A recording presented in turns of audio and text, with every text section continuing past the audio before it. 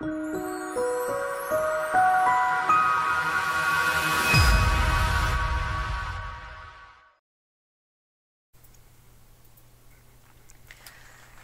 ng Panginoon.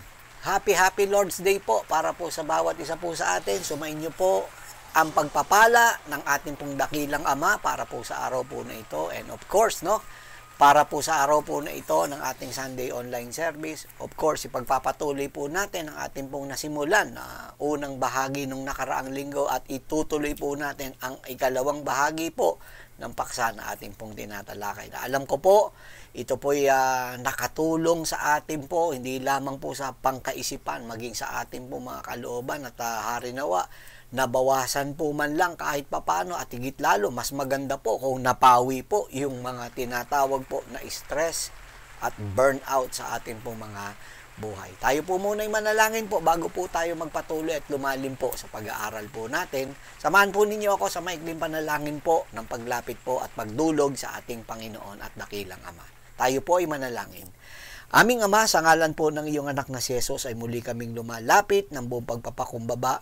At kami una sa lahat ay humihingi ng kapatawaran sa lahat ng aming po mga kasalanan, kahinaan na siyang gumapi po sa amin.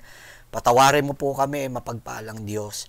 Hinihiling po namin, aming Ama, sa oras po na ito, ay inyo pong pagpalain, basbasa ng aming puso't kaisipan sa pagtanggap namin ng iyong mga banal na salita. Ipaunawa mo ang mga dapat naming malaman, higit lalo sa paksa na aming tinatalakay po na ito about stress and burnouts.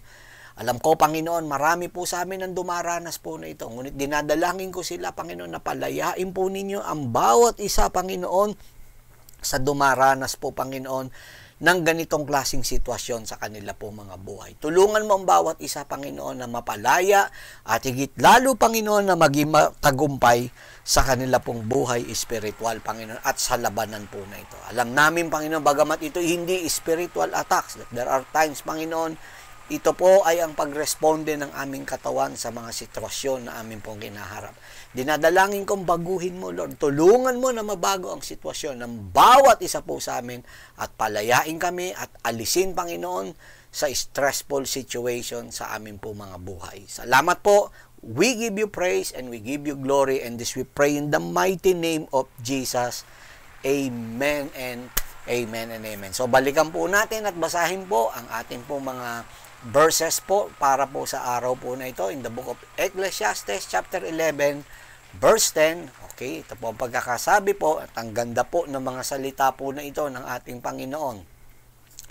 The Bible says in Ecclesiastes 11:10, banish emotional stress from your mind and put away pain from your body, for youth and the prime of life are fleeting.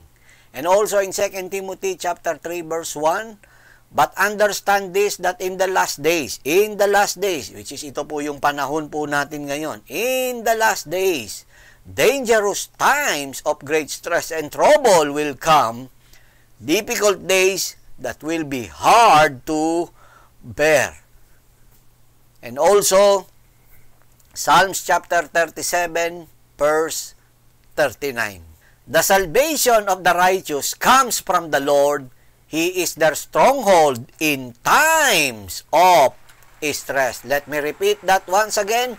He is their stronghold in times of stress. So, greetings once again in the name of our one and only true God, Jesus Christ, the God who manifested in the flesh that He may die, be buried, be resurrected after 3 days in order to redeem mankind from their sins. And welcome to Jesus Christ, One God, One Gospel Church online service. So for today, no, as I have mentioned, we are about to continue, or we will continue to talk about this unavoidable and mishandled situation by most people in our day, which is yung tinalakay nga po natin nung nakaraan po. Ang ating pong pinaksa ay yung part 1 po nito pong subject na let's talk about stress, no? At tinalakay po natin yung part 1, and for today, part 2 po, tatalakayin po natin itong ikalawang bahagi po na ito. So, we have learned so many things last week po, last Sunday, dito po sa pag-aaral po natin, and we will know more, no? Dito po sa pag-aaral po natin para po sa araw po na ito. Now, talking about stress, no, there are things na we really have to understand pagdating po sa usapin po na ito. And one thing na dapat nating maintindihan, pagdating po sa usapin ng stress is a fact of life. Stress is a fact of life and unavoidable. Yan. No? Stress is a fact of life and unavoidable. So to mean, ito po normal, natural, at katotohanan po ito sa ating pong buhay. So, we should not deny stress. Na, minsan yung iba, under stress na sinasabi, insan, mukhang stress ka na. Ayan, parang ganon. Alam po ninyo, dapat wag nating i-deny kung talagang stress naman po tayo at itinatanggi pa po natin. It is a fact of life, and in fact, it is unavoidable. Hindi po ito basta maiiwasan. Of course, kung maiiwasan natin, bakit ba hindi? But of course, minsan kahit na ayaw natin, nasusuong tayo, nakakasalubong po natin ito pong stress po na ito sa ating pong mga buhay. And having said this, no, I want you to understand that statistics do not lie. Statistics do not lie. Bakit ko po sinabi? Because there are a group of people or an organization who have been doing this research about this stress po na ito, at ito pong mga tao po na ito, yung mga dalubhasa po, not only in matters of number, no, or in terms of numbers, but also dito talaga sa ginawa po nilang pag-aaral, abay sanay po talaga sila pagdating po rito. In fact, no, kahit na nung nakaraan nabanggit ko na rin po ito, no, unang-una, stress is now linked to 90% of all diseases, no. So when you say diseases, illness, or infirmity, whatever na magagamit po natin, sakit, no, karamdaman, 90% kapatid kaibigan po ng karamdaman sa pangkasalukuyang panahon daw po, ang pinagmumulan po nito ay stress, no. In fact, no, yung iba po nagugulat minsan na they've been having this what you call a healthy living, a healthy lifestyle. Meron nga po ng mga tao na ang galing po sa diet, pagda-diet, sa pagbabalanse po, yung mga nutritional meal po ang kinakain po nila. And another thing, yung tinatawag po na what do you call this, yung active lifestyle, no. Ibig sabihin, nag-e-exercise po sila, maayos po, no. Magugulat kayo, isang araw po, igugupo po ito ng karamdaman. In fact, meron po ako isang malapit na kaibigan po, talagang ito pa po yung nagko-correct. Yung kakain kami, kung meron kaming gathering at pagkatapos may mga pagkain na nakahain yan, sasabihin nun, brother, bawal yan, wag kang kakain yan. Biro, tagapagpaalala po siya, totoo po. At siya po nag-e-educate sa amin, bakit kinakailangan ganito ang kainin. Pero nagulat kami isang araw, tinamaan po ito, na-stroke po ito. Yes, grabe. Nalungkot kami ng todo po sa pagkaka-stroke na kanya pong dinanas. At alam niyo kung bakit po nagagano. Ang tumama po sa kanya, napaka-healthy po nung pagdating po sa mga pagkain. Ang tumama po sa kanya, stress po. Napakaganda po nung estilo nung pagkain po niya, pagbabalanse ng pagkain. Pero nakakalungkot, tinamaan ng stress at ang nangyari po, na-stroke po. Ito pong tao po na ito. So, as I have mentioned, stress is now linked to 90% of all diseases. Yung iba magugulat, aktibong-aktibo, pero nagkakaroon sila ng diabetes o diabetes na tinatawag po na yan. Sipin po ninyo, maayos, pagkatapos all of a sudden magkakaroon ka ng diabetes. Yung iba naman, maayos na maayos lahat, magugulat, magkakaroon ng sakit sa puso. So, yun nga, as a doctor, have learned, no, or in their studies po, no, stress is linked to 90% of all diseases. Not only that, no, half of all doctors' visits are stress related. So, ibig po sabihin, lahat daw po ng pumupunta, nagpapakonsulta, bumibisita sa doktor, tandaan po ninyo, pag bumisita po yan, pagka merong na-diagnose ang doktor po, stress-related po yan. When you say stress-related, may kaugnayan sa stress, yung kanila po nga pagbisita po na yon sa doktor. Another thing, no, anxiety reduction is one of today's most profitable industries, no. Anxiety reduction is one of today's most profitable industries. To me, no, ang isa sa magandang pagkakakitaan, parang negosyo po, ika nga, no? Kinakailangan kung magtatayo po ng negosyo po, maayos po na negosyo, may kaugnayan po yan dito po sa anxiety or stress reduction. Anything, kita nyo, kaya nga po nauso po yung mga pagpapa-spa, yan. Kaya meron mga spa, yung mga pagmamassage, yung mga treatment, yung mga minsan may mga retreat pa, pupunta ka sa lugar sa Batangas, ayan, no, di ba? May lugar po diyan sa Batangas na gagasta ka ng malaking bayad yan. Biro mo, 3 araw, pero marirelax ka. Oh. So, yun nga po, malaki po na itutulong nung bagay po na yun. Hindi ko sinasabing masama, no? Maganda po, very profitable po siya. Kaya po, lumawak po ang lahat ng negosyo sa pangkasalukuyang panahon. May kaugnayan para papababain po yung tinatawag po na stress. Ano pa? Another thing, stress-related illness will kill more people than infection or old age. Wow, grabe. Ang tindi po nito. Ang lupit nito, kapatid kaibigan. Ibig sabihin po, ang stress-related illness po, mas marami daw po itong papatayin kaysa po yung sa na-infeksyon o na-infect siya or dun sa pagtanda. So, kagaya na nabanggit ko nga nung nakaraang linggo po, no, na tinalakay po natin, may mga karamdaman po talaga na sabihin po nating sasapo o sasapuhin ng tao ng sangkatauhan dahil po resulta po nung tinatawag nga na stress po na to. At marami raw napapatayin ng stress kaysa po doon sa pagtanda. Kaya nga ang binubunga po, di po ba, nung tinatawag po na stress, yung nabanggit ko nung nakaraan, itong untimely death or premature death na tinatawag, no? Magagantusong ka kapag ganyan po na stress ka, kapatid kaibigan, no? So, ano pa po?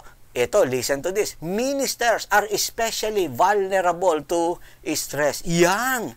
Ito ang hindi naiintindihan at nauunawaan ng marami po. Lalo na, kinakausap ko po sa oras po na ito ang bahagi po ng katawan ng Panginoon. Ibig sabihin, lahat po ng churches. Ibig sabihin, lahat ng believers. Ibig sabihin, kasama po dyan, pati workers. Ibig sabihin, kasama dyan, pati ang mga pastor. Makinig po ang kapwa ko pastor. Hindi porket tayo po bine-bless ng Spirit ng Lord, hindi porket ang pastor po ay sabihin natin ina-anoint ng Holy Spirit at ang Holy Spirit po ay nasa sa kanila, hindi ibig sabihin nun ay hindi ka natatamaan po na magiging stress-proof ka na, kapatid kaibigan, no? Makinig ang mga pastor. Hindi porket anointed ka, stress-proof ka. No? Hindi ko po sinasabi na hindi kaya ng Holy Spirit yan. Pero wag natin pong babaliwalain ang batas ng kalikasan. Sapagkat tayo po ay nilalang ng Diyos. Yung iba po kasi dahil lang isip, in-anoint sila, anointed. Wala tayo niyan. Kaya hindi sa ano pa man bagay, kahit anointed ka, pag ikaw ay nagpabaya sa iyong katawang panlupa, sa iyong katawang pisikal, tanda mo kapatid kaibigan, kahit ang taas ng anointing sa iyo, magkakaroon ka pa rin ng karamdaman. Totoo yan. Hindi ka makakaiwas pagdating po dyan. So kaya ang mga minister po, vulnerable sila to stress. No?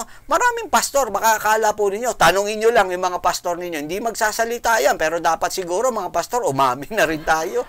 Talaga marami po sa atin, stress. Yung, nagmumukha tayo, mga superman na pagkalakas-lakas, walang masama. Of course, pagka talaga tayo ginagamit ng Panginoon, hindi naman po pwedeng sabihin natin kapag tayo sa pulpit, mga kapatid, ako po stress na stress.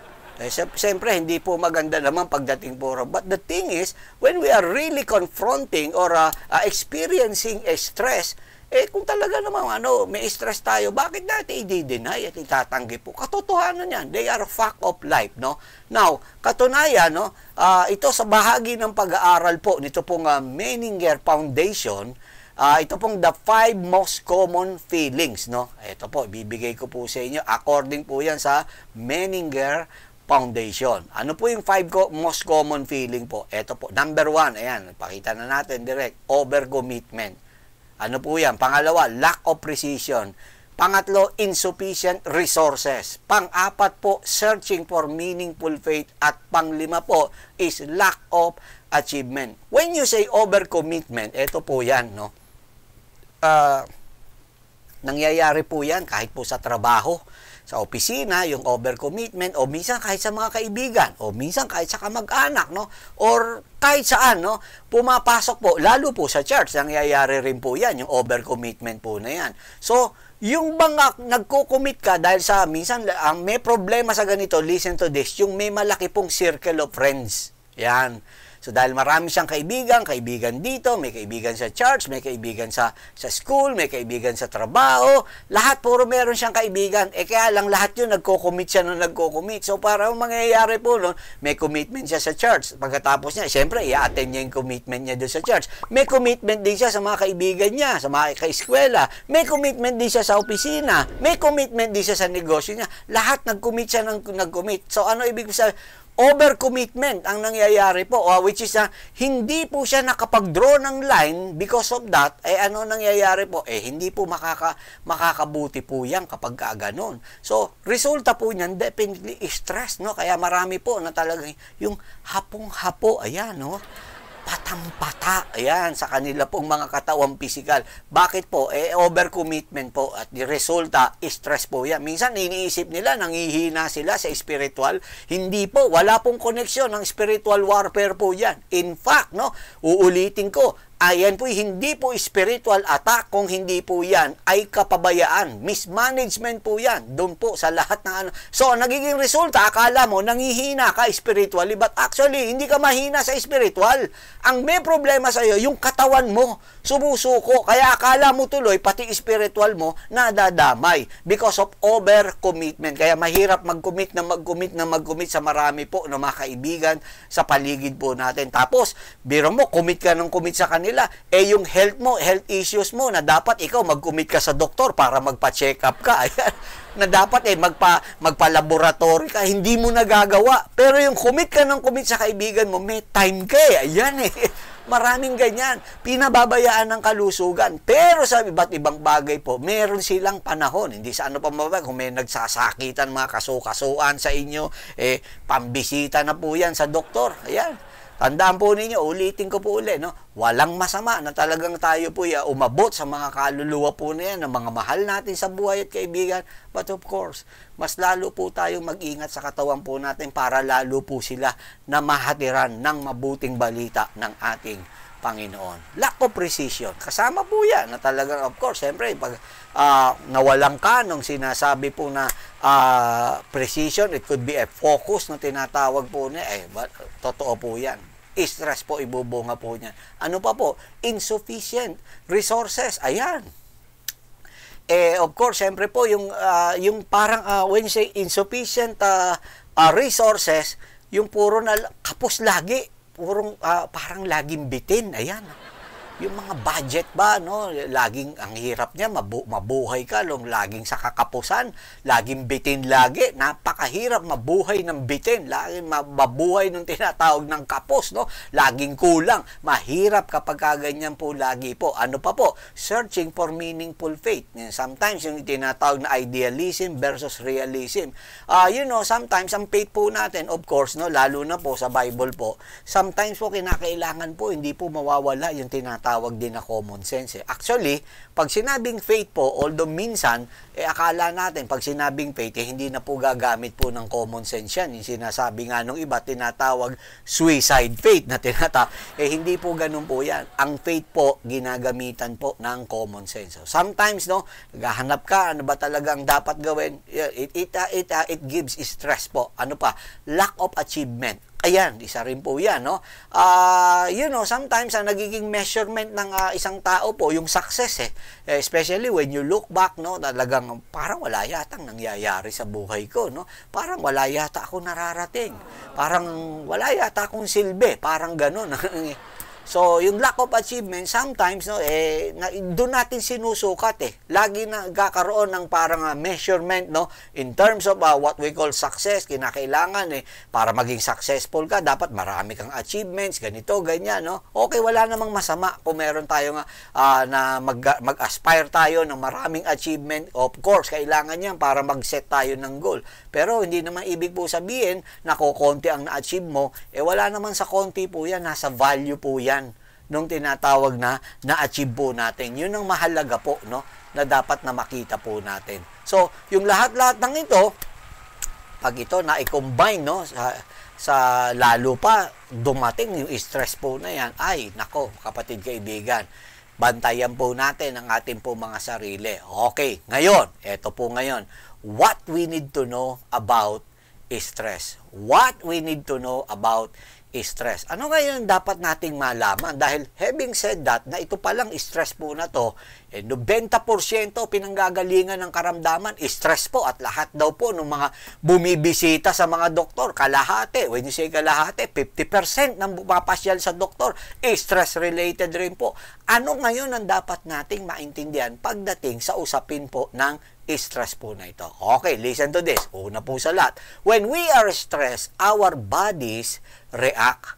When we are stressed, our bodies react. Ano ang ibig ko po sabihin po rito? Listen to this very carefully. No? It is not possible to live without stress. As I have mentioned last week, no, there is no such thing as stress-free life. Na ibig sabihin, nang ikay pinanganak sa mundo na to, na hindi ka ma-stress, akala nung iba, tingnan ninyo, yung mga mahihirap, ang iniisip nila, buti pa itong mga mayayaman, wala silang ka-stress sa buhay.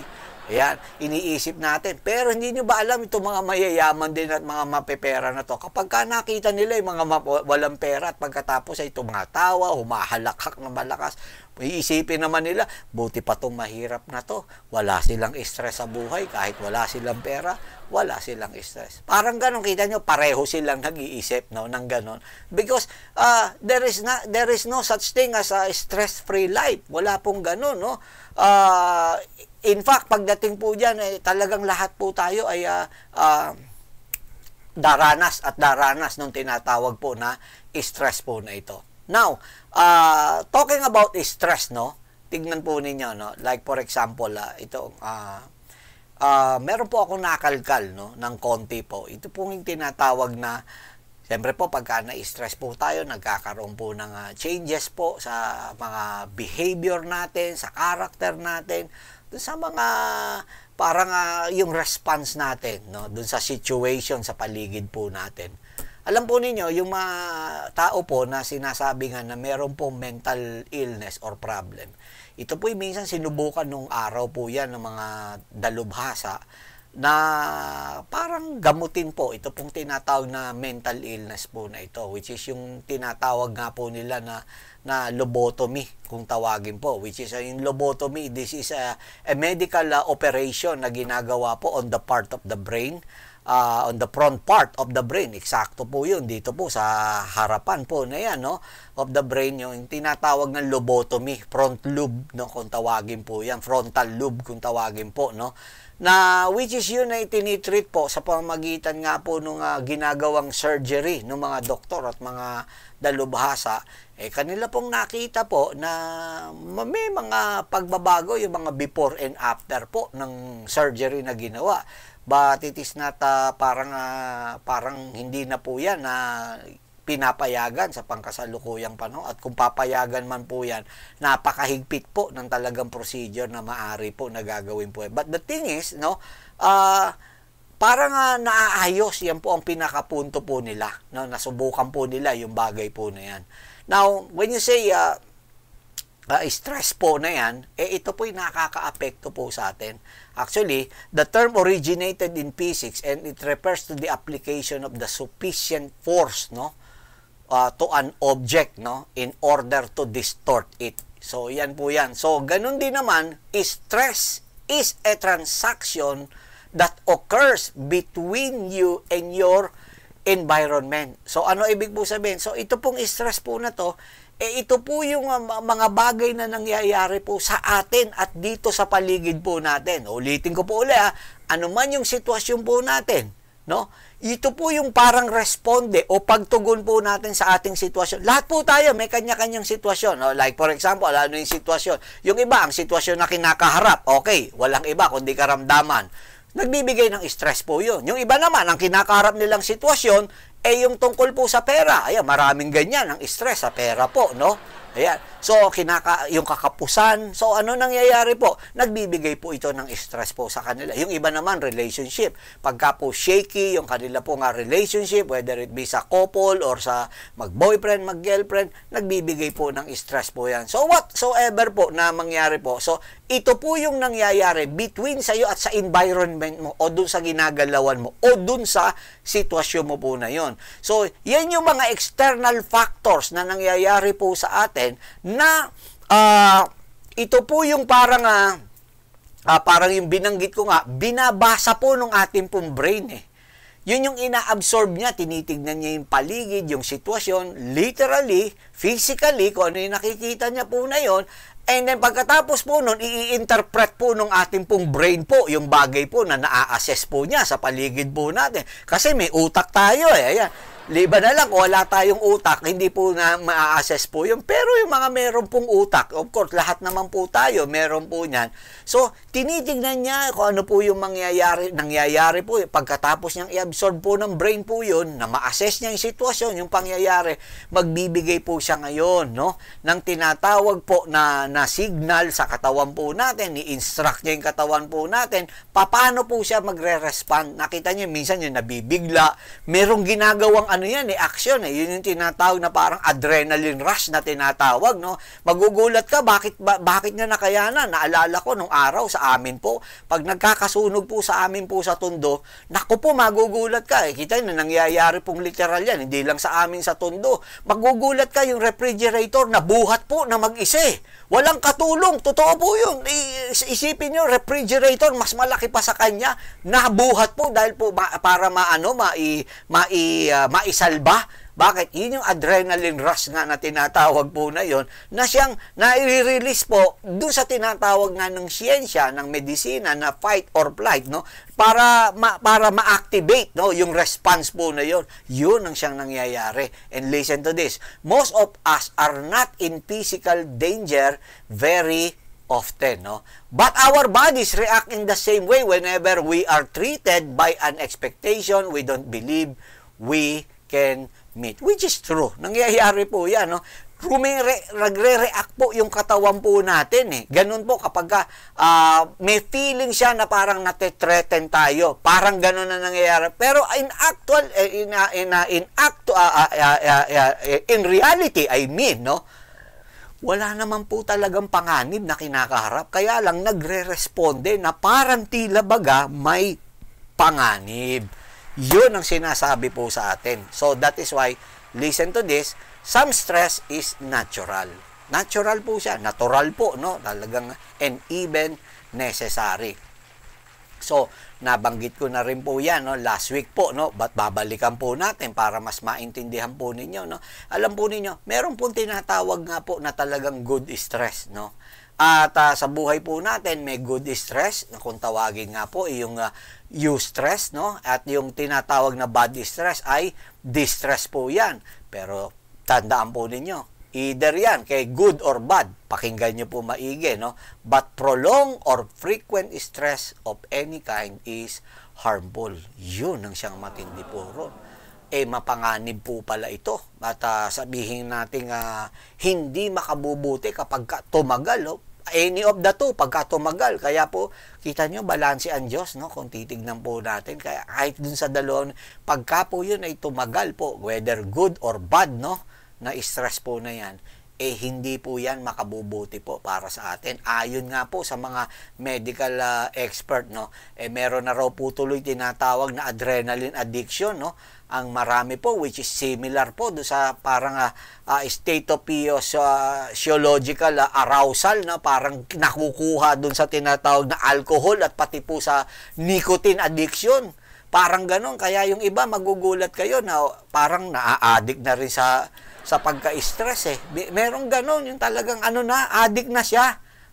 Hindi lang po sa nicotine, kundi lang sa alcohol, hindi lang sa drugs. Meron palang addict din sa stress, no? Totoo po, merong mga ganong tao parang baligtad eh.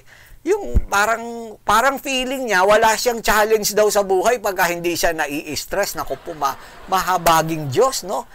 Hay, nako, hindi sa ano pa man bagay, hindi ubra ng gano'n, hindi po pwedeng lagi po tayong paangat ng paangat dahil sa stress po na, pataas ng pataas, nag-escalate po yung stress po natin. Mahabaging Diyos, no? Sa inyo pong lahat, no? Kung kayo po na-addict po sa stress, hindi po dapat gano'n. Kita nyo, yung iba, sa pagka-addict nga, minsan hindi ko alam kung matatawa ako o maaawa ako Dahil, minsan may mga nagpo-post pa sa Facebook, hindi ko naman sinasabing masama, no? Na magpo-post sila na panic attacks, no? O ito na naman, nai-stress na naman po sila.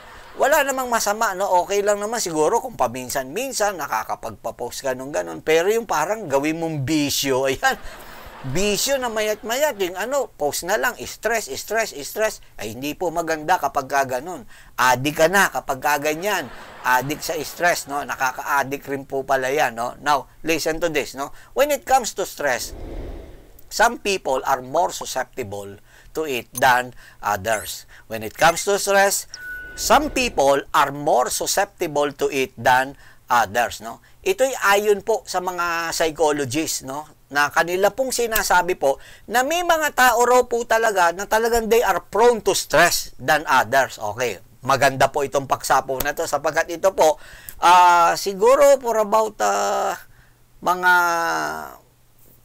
hindi ko alam kung may 20 years na o parang ganon. Perhaps, no? Baka mga 20 years na nag-i-start pa lang ako nag-ministry, natalakay ko na po to nung araw. Meron po akong series na tinitle ko po is Dugo-Dugugang. Ayan.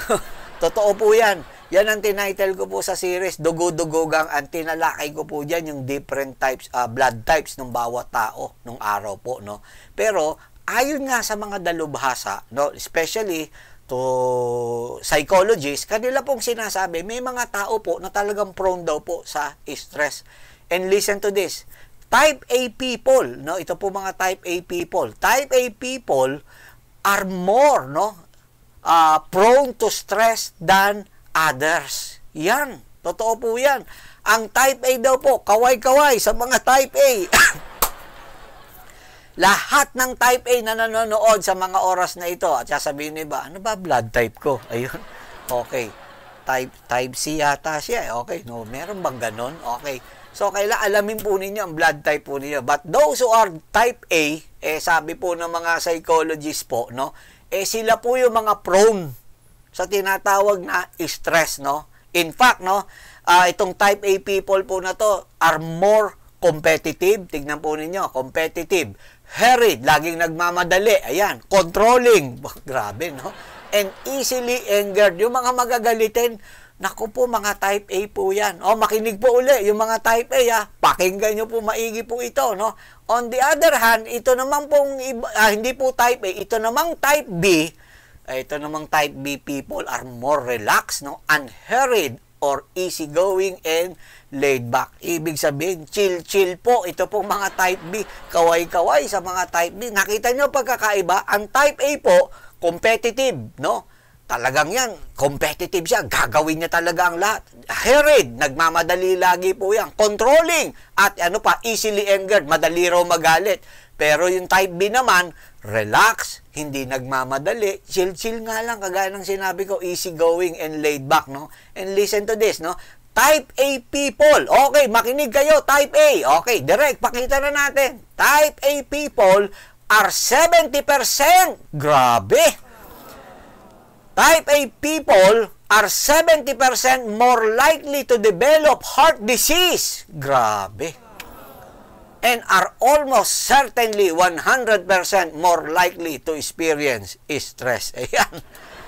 Nako po, mga type A po. 100% pag type A ka, lagi ka mahaharap dun sa tinatawag po na stress po na yan. Yan ang sinasabi po ng mga dalubhasa, no? Tignan po ninyo. Isang issue po, no? Problem po with type A people, no? Or with type A personalities. The type A people or type A personalities are frequently placed in position of leadership, including ministry. Totoo po In fact, kahit po sa Japan, mga kapatid kaibigan, kanilang pinag-aralan po ito. Yung mga matatagal na sa Japan po. Ang mga Japanese po, sometimes pag mag-a-apply ka, may mga company sa kanila, hindi kagad yung resume, yung credential ang titignan. Ang titignan nila, what is your blood type? Yung po yun. Kasi because of the blood type, nalalaman na yung passion mo, yung skills mo, parang alam na nila, may idea na sila. Pati yung temperament mo, yung ugali mo, how you handle people, nasa blood type po yan. Sa Japan, ginagawa po nila yung bagay po na. Kaya ito po, punahin po niya yung mga type A po, no? Kadalasan sila raw po inalalagay sa leadership position.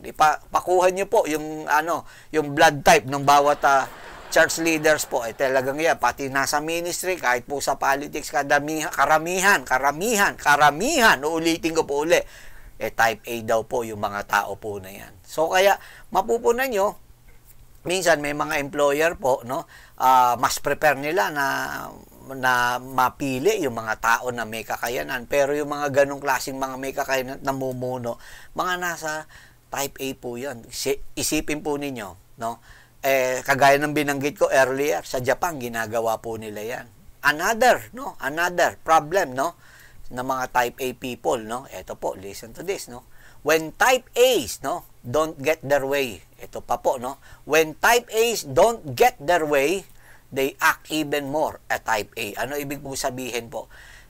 Pagka hindi po nasunod yung gusto po nila, lalo pong nagpupursigi po yan. Lalong talagang magpupumilit po yan. Kinakailangan, hindi niya nakuha, lalgul niyang pipilitin po. Pagka ganon, meron po mga ganyan. Yan yung mga type A po, ganyan. Ibig sabihin, legit na type A po yung mga yan. And finally, no, gusto ko lang po i-ano po sa inyo, kung sila po makikipag-interact, no, in the relationship, no, dahil po yan, type A, magugulat ka lang. Dahil sa ganong klaseng pakikitungo sa kapwa, kahit na hindi po type A yung nasa paligid po, magugulat ka, mako-convert sa type A.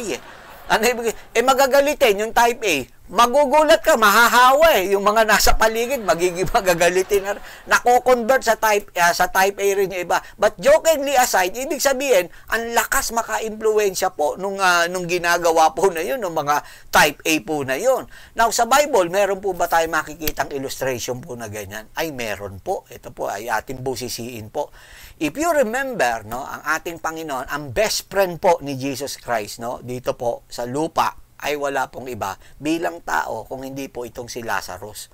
Close na kaibigan ng Panginoong Jesucristo. Si Lazarus po, in John chapter 11, yung binuhay niya, yung niresurrect niya, best friend niya po yan. Yung best friend niya po na yan, meron pong dalawang kapatid po yan na babae by the name of Mary and Martha.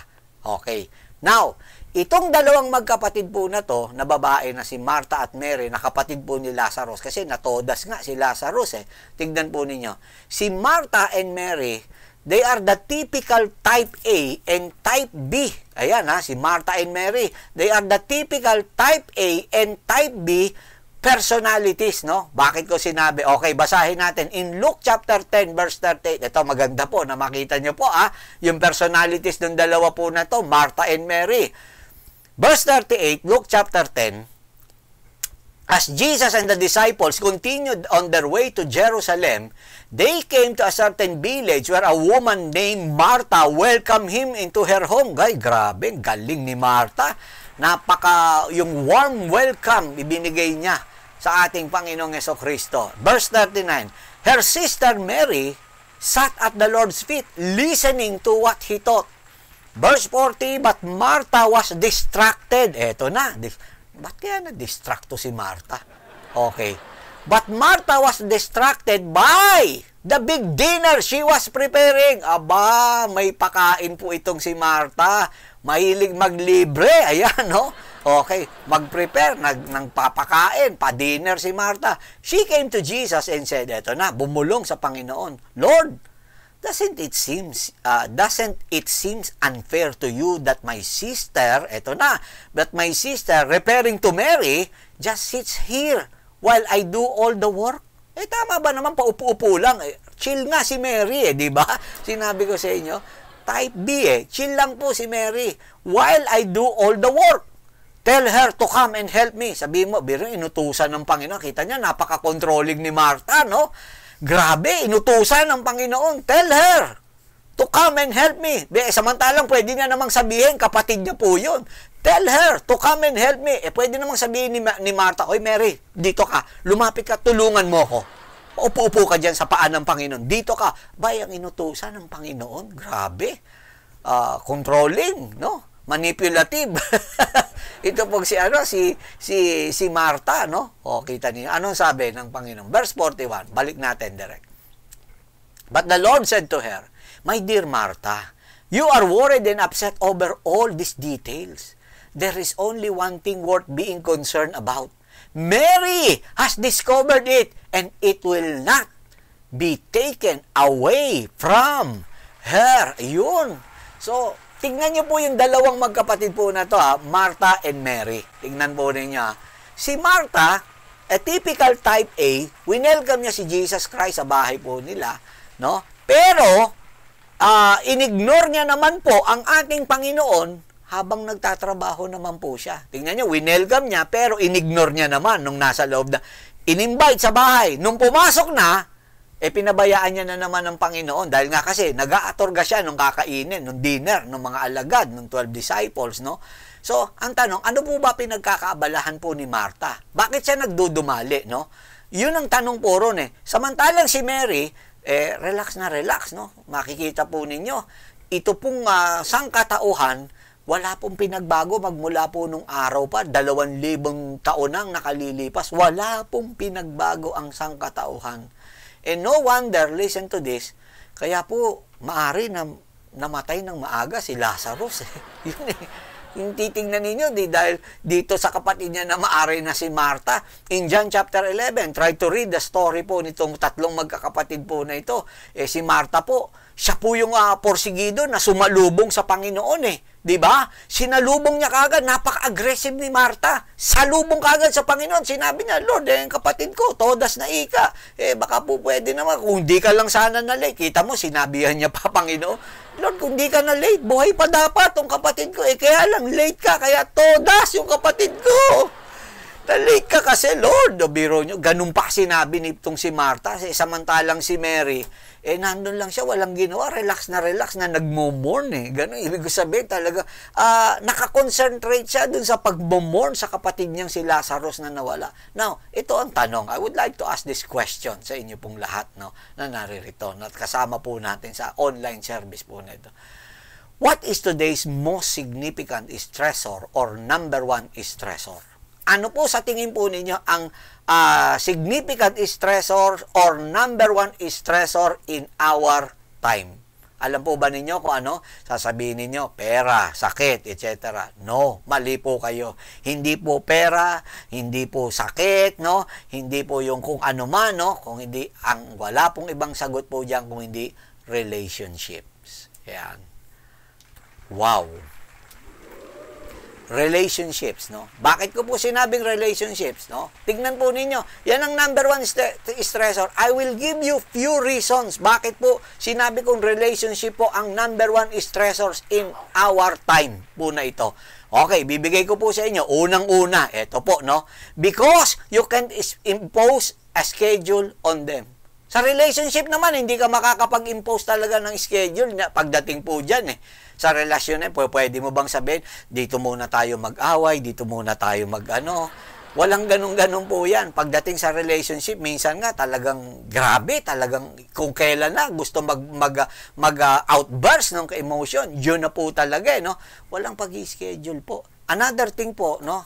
Bakit ko po sinabing relationship? Because you have no control over what happens. Pagdating sa relationship, hindi mo makokontrol po yan eh. Mayroong sinasabi ng iba, ay hindi, kontrolado mo yan, choice mo yan, etc. Blah, blah, blah. Madaling sabihin yung mga bagay po na yun. But when you are in a relationship, iba po yun eh. And then the third reason, because they require an excessive amount of time and effort. Kaya po yan eh. Kita ninyo, isang madalas pagtatalunan po. Yan, kailangan may time and effort. Bakit nagkakaroon ng pagtatalo? Minsan yung nagiging makakalimutin ni ganito, na dapat na naalala, wala man lang ka-effort, di po ba? Parang walang emosyon, parang ganun eh. Kung tutuusin, hindi sa ano pa man bagay po, kahit po ang siyensya po, Kahit ang mga dalubhasa, ang mga expert, mga doktor, magkaiba po ang sistema po ng utak ng lalaki at babae. Kaya dapat magkaintindihan po. Masterin dapat ng lalaki kung paano mag-isip ang babae. And likewise, no, ganun din naman, ang babae, masterin din dapat ng babae kung paano rin po mag-isip yung mga lalaki. Yun. Kaya po nagkakaroon ng away kasi hindi nila pareho naiintindihan how their brain works, no, with one another. Yung babae, iba yung takbo ng utak niya eh. Sabi nga, maraming baksan sa utak ng mga babae po na kayang-kaya nilang buksan ng sabay-sabay po yan. Nakita niyo, pag nagsalita yan, nagkwento, bla bla bla bla bla bla bla bla bla bla bla bla bla bla bla bla. Di po ba? Dire-diretso yun. Pero si lalaki, minsan nag-ano ka, wala nang ano, ganun ba? Okay. Ganun lang eh. Kasi isang box lang yung kayang mabuksan po, no, doon sa utak po nung mga lalaki. Ganun po yan. Again, they require excessive amount of time and effort. Pang-apat, because you can always solve problems. Sa relationship, lagi po yan. Tandaan po niya, hindi po lagi nasosolve yung parang problem po in relationship. May mga problems na talagang nandyan na po talaga yan eh. Ito po, aminin po ninyo at hindi man, pero may mga problema po that the only solution, sasabihin po natin, magbago. But if they cannot change and if they will not change, there are only two options left. No? Ano po yan? Number one is, no, yung tinatawag na to accept that problem. Wala ka na magagawa eh. Kung hindi mababago yun, you really have to accept that. Pangalawa, no, get out of the relationship. Yun lamang po yun. Yun ang solusyon. Kasi kung hindi talaga magbabago at hindi mo naman matatanggap, yun pangatlo na. Yung sinasabi kong pangalawa na rin, na option, you have to get out of that relationship. Acceptance or you have to get out of that relationship. And then, susunod po, panlima, because competing with people alienates them. Okay. Totoo po yan. Dahil po yan, sa relationship, nangyayari po yan eh. Mayroong nagka-clash talaga po yan na talaga nag-compete sometimes with one another, and because of that talagang parang nagkakaroon ng barrier, no, or tinatawag na dividing wall sa bawat isa. Nangyayari po yan sa mga makita niyo, mga hindi nagkikibuan, yun lang po yun eh. Sa relationship lang po nangyayari po yan. Ganun po nangyayari, yung nagkakadedmahan yan, no, akala ng iba hindi sumasagot o hindi nagpapadala ng mensahe, di po ba? Pero yung pala, may network problem, yun ang mabigat kapag gano'n. Nasisisi pa kapag gano'n. No? Magkakaroon tuloy ng dividing wall. Ano pa? Because your personality traits are the source of the majority of the tension you experience when interacting with others. Which is true. Yes, totoo po yan. No? Kita nyo, nagka-clash yung personality. Actually, ang bawat tao, pag sinabing relationship, battle yan between personality A, personality B. Totoo po yun. Magbabattle po yan. Kung hindi rin maintindihan, yung personality ng isa, ay hindi po magiging maayos ang pakikitungo sa isa't isa. Ganun po yan. Totoo po yan. Kaya sana po maintindihan po natin. Ito pong yan po talaga ang punot dulo po nung tinatawag po na ano po, na stress sa pangkasalukuyang panahon. At ang number one na stressor po sa atin ay walang iba kundi relationship. And then, listen to this also, no? It is our expectations in relationship that causes stress. Naku, tawanan natin to sapagkat ito po ay may katotohanan eh. Kasi most of the time we expect others to think, to act, no, and react in the same way we do. 'Di ba? Na kapag ako gusto ko nagsabi ako ng ganyan, ikaw din magsabi ka rin sa akin ng ganito. 'Yun eh, parang gano'n. Nag-message ako sa iyo, dapat mag-message ka rin sa akin. Parang gano'n. Yung tinitigan kita, dapat titigan mo din ako. Yun eh. Ganun ang nangyayari. Nag-I love you ako, dapat mag-I love you ka rin. Parang mga ganun eh. Kumain ako, dapat kakain ka din. Ganun ang nangyayari, no? Nagalit ako, dapat magagalit ka rin. Parang ganun, 'di ba? Minsan may nangyayaring ganun, may inaaway yung misis, no? At yung asawa niya tahimik lang. Bakit tahimik ka? Ba't kakampi mo pa siya? Gano? Kumakampi ka, ayaw mo ako ipagtanggol. Parang ganun, something like that, no? We always expect, no, yung expectation na yan, mabigat po yan. Actually, that is the root, sabihin natin, the root cause ng lahat ng mga tinatawag po na disappointment po natin. It is because we expect too much from others. Totoo po yan. Pag masyado po, no, ang expectation po natin sa kapwa po natin, diyan po tayo masasaktan. Diyan po tayo manghihina. Totoo po yan, kapatid, kaibigan. So, having said that, ang tanong po natin ngayon dito, how do you strike the right balance, no, in ministry? Ito naman sa mga pastor. Where eternal issues are on the line every day, no? You know, this is a $1 million question, so, and we are concerned to all of this, kahit na po hindi lang po naman mga pastor, kahit na po mga nagtatrabaho lang po, no?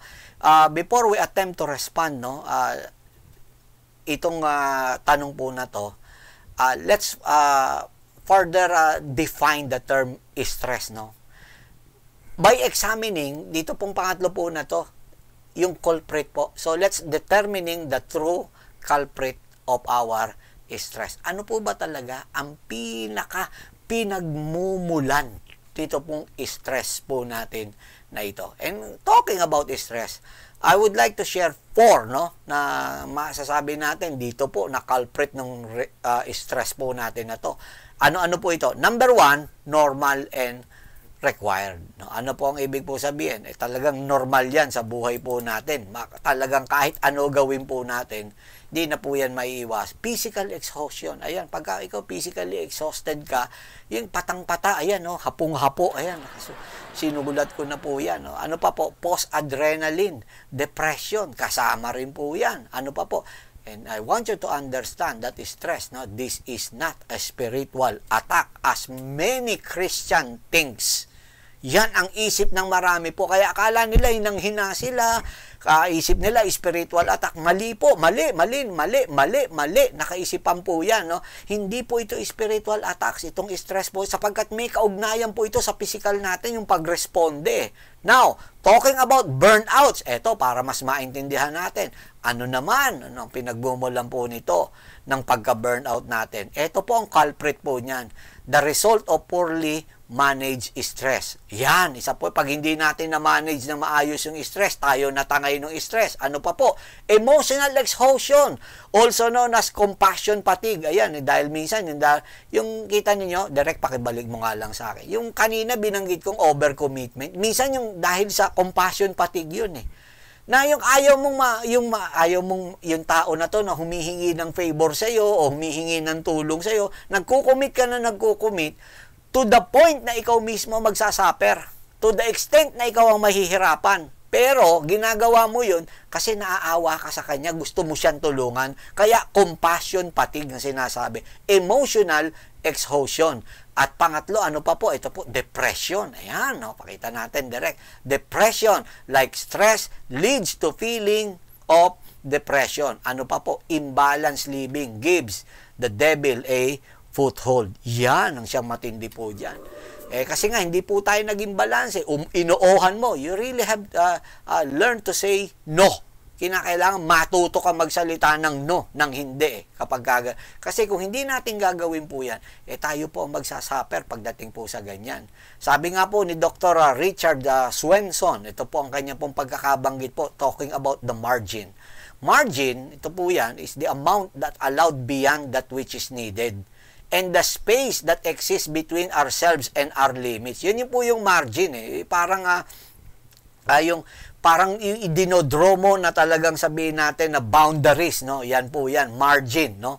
Or boundaries na masasabi. Ito yung inaalaw mo, no? Na hanggang dito lang, parang ganun eh. At kinakailangan meron kang space between yung sa sarili mo at pati dong sa limit mo. Dapat alam mo kung hanggang saan ka lang, parang ganun, no? Bakit po, no? Ito, tignan po ninyo para mas maintindihan. Power, no? Power minus load, no, equals margin. Yan po yan, no? So, kaya napakalaki po ng bagay po na. Kasi sa atin po, kahit po dito po sa Bible po, tingnan po ninyo. Ito pong scriptures, whatever po na nakasulat po rito, ayan, no? Ayan mga nakasulat po na yan, dito po sa pagkarami-rami po. Lahat po nang yan. Especially we're talking about margin, or we may call it a white space, no? Tandaan po ninyo, hindi mo masusunod, hindi natin lahat masusunod yung nakasulat po dito kapag ka wala po tayong white space in our life, which is yung sinasabi ko nga, the margins or the boundary. Bakit? Tignan nyo po, Matthew chapter 5 verse 41. Matthew chapter 5 verse 41. And whosoever shall compel thee to go a mile, go with him twain. Pagka pinalakad ka raw ng isa na kilometro para main isang milya, lumakad ka raw ng dalawa. O tignan ninyo, kapag ka wala kang margin dyan, hindi mo, yung white space natin, hindi mo masusunod po yan, kapatid kaibigan. Hindi natin masusunod yan. Ano pa? Galatians chapter 6 verse 2. Galatians chapter 6 verse 2. Bear ye one another's burden, so fulfill the law of Christ. No? Ay magpasanan daw tayo ng kabigatan. Tatandaan nyo na naman, uulitin ko po uli. Kapag wala na naman yung white space sa buhay po natin na yan, no? Hindi po natin masusunod na gawin po natin na makipasan tayo sa kabigatan ng ating pong kapwa. Ano pa po? Galatians chapter 6 verse 10. As we have therefore opportunity, let us do good unto all men, especially unto them who are of the household of faith. Yun ang sabi po ng Galatians chapter 6 verse 10. Hindi na naman po magagawa po yan kung wala na naman po yung tinatawag na white space po na yan. Ano pa po? Ito pa po, 1 Peter chapter 3 verse 15. 1 Peter chapter 3 verse 15. But sanctify the Lord in your hearts and be ready always to give an answer to every man that asketh you for a reason of the hope that is in you with meekness and fear. Deuteronomy chapter 6 verse 4 to 7. Deuteronomy chapter 6 verse 4 to 7. Hear, O Israel, the Lord our God is one Lord, and thou shalt love the Lord thy God with all thine heart, with all thy soul, and with all thy might. And these words which I commanded thee this day shall be in thine heart, and thou shalt teach them diligently unto thy children, and shalt talk of them when thou sittest in thine house, and when thou walkest by the way, and when thou liest down, and when thou risest up. Ayan, ano pa po? Isaiah chapter 40 verse 31. Ito po, ang sabi po ng Isaiah 40:31, but they that wait upon the Lord shall renew their strength, they shall mount up with wings as eagles, and they shall run and not be weary, and they shall walk and not faint. Now, talking about this verse po specifically, no? Ito pong Isaiah chapter 40 verse 31 po na ito. Meron po itong two major issues from the human standpoint. Two major issues from the human standpoint. Ano po itong two major issues from the human standpoint? The first is that while we wait, ito habang nag-aantay tayo, excuse me po. Okay, God expects us to be renewed rather than prostrated. Habang nag-aantay tayo, ang gusto ng Lord, tayo po'y renew dapat, na talagang nababago tayo, napapalakas po tayo. Yun po, kaysa po sa tayo po'y maging prostrated. Yan po yan, yung unang-una po na yan. And then, no, that is how God, how shall I say this, no? That is how God's upside down na parang economy functions. Ganyan po yan. Habang tayo nag-aantay, ang gusto ng Lord, nare-renew po tayo. Hindi po yung nabibigo tayo o nanlulumo tayo, nanghihina, hindi po gano'n, no? The second issue is concerns, ito po ang pangalawa, the order of Isaiah's threefold promise, no? Isaiah's threefold promise, no, to those who wait. Okay, ano po yun, no? To be honest, ang nangyari po kay Isaiah kasi papabaligtad, no? Bakit ko po sinabing papabaligtad po? Parang Isaiah said it backward, no? Ito pong Isaiah 40 verse 31 po na ito, no? Na promise na binigay niya. Bakit po? Because the sequence of ideas should progress from lesser to the greater according to the rules of Hebrew poetry. Dapat ganun yung from lesser to greater. Kaya lang parang baligtad ang nangyari. From greater to lesser. Yun ang nangyari. So, ano po ang resulta po nito? Of course, no? We would expect the promise to be reversed, no? Dapat walk and not faint, run and not tire, and mount up with wings as eagles. Ganun dapat po pero that is a far more dramatic and inspiring sequence, no? Kasi Listen to this. Walking is something that all of us can do. Nakakalakad po tayo. But God sees things differently. No? We may desire wings. Pero ang totoong kailangan po natin, bago ka magkaroon ng pakpak na yan, is the ability to walk without falling. Yun po yun eh. To live consistently and faithfully to God and simply not faint. Yan ibig. So, doon po papasok po yung bagay po na yan. Kaya sa atin pong lahat na naririto, no, if you will remember, si Pablo po, binanggit niya po, in Philippians chapter 4, verse 5. Ito po. We're about to finish, no? Matatapos na po tayo.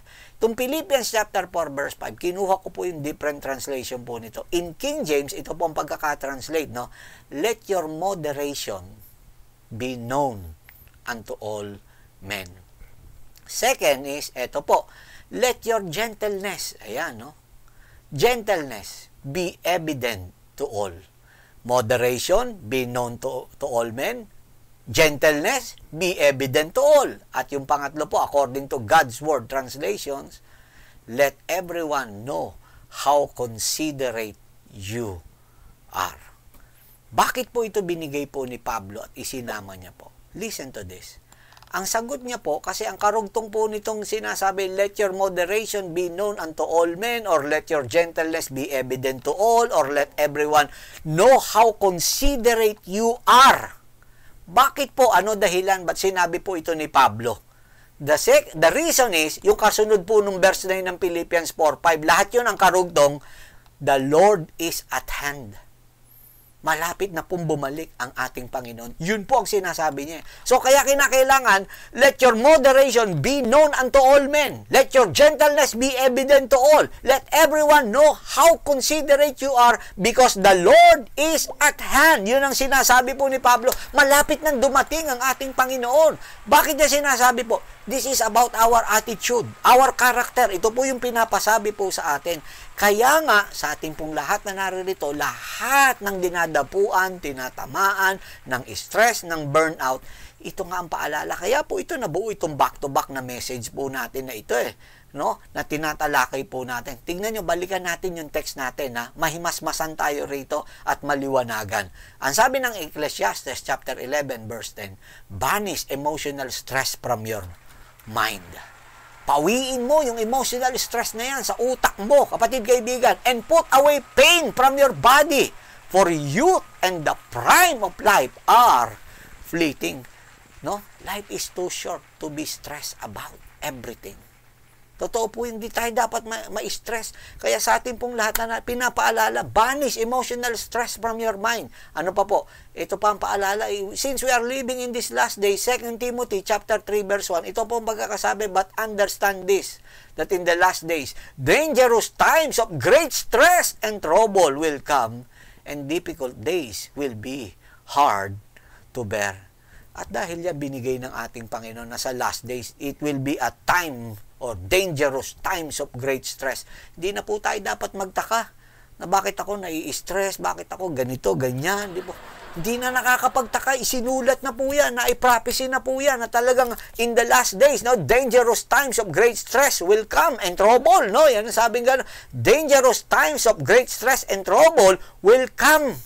Darating na po At yan, nabubuhay tayo, kaya hindi na po nakakapagtaka na talaga, kita nyo nga, magandang negosyo. Lahat ng stress-related po na para mawala yung stress Yan po talaga ang trending po sa panahon po natin ngayon. And listen to this, dahil alam ng Lord po na ito pong panahon po natin, it will be a dangerous times of great stress and trouble. Ito naman ang iniiwan sa atin, itong Psalms 37. Verse 39, na sinasabi po rito, the salvation of the righteous comes from the Lord. He is their stronghold. Hallelujah! My beloved brothers and sisters, Jesus Christ is your stronghold in times of stress, no? anuman stress ang pinagdaraanan mo, si Jesus Christ ang siyang stronghold mo in these times of stress. Siya mismo ang stronghold mo. Siya mismo ang kakapitan mo. He is your strong tower in these times of stress. Kapatid, kaibigan, wala ka ng iba na pwedeng panghawakan. Walang muog na po pwede kang sasandalan kung hindi ang ating Panginoong Hesukristo. Siya lamang po at wala na pong iba. So kaya sa ating pong lahat na narito, tinalakay po natin yan sapagat ayaw ng Lord na nai-stress ka. Hindi ko sinasabing maiiwasan at mawawala po yan. Pero dapat alam na natin na mai-handle po yung mga stress na yan sa ating pong mga buhay. So to all of the members of this church, friend churches, followers, and subscribers of this YouTube channel, we would like to thank you for joining us today here in our Sunday online service, and I hope it was a blessing to you, and I hope you will be back by next week, sapagat next Sunday po back to back, at again na naman face to face na naman po tayo, magkikita-kita na naman po tayo this coming Sunday po dito po sa Excelsior Hotel Las Piñas at 9 AM at yung tinalakay ko po nung last month last October na examining the anthropological side of a pastor, ito po ang ipapalabas po natin this coming online po natin sa gabi po at 8 PM. Ayan, ipapakita ko po sa inyo.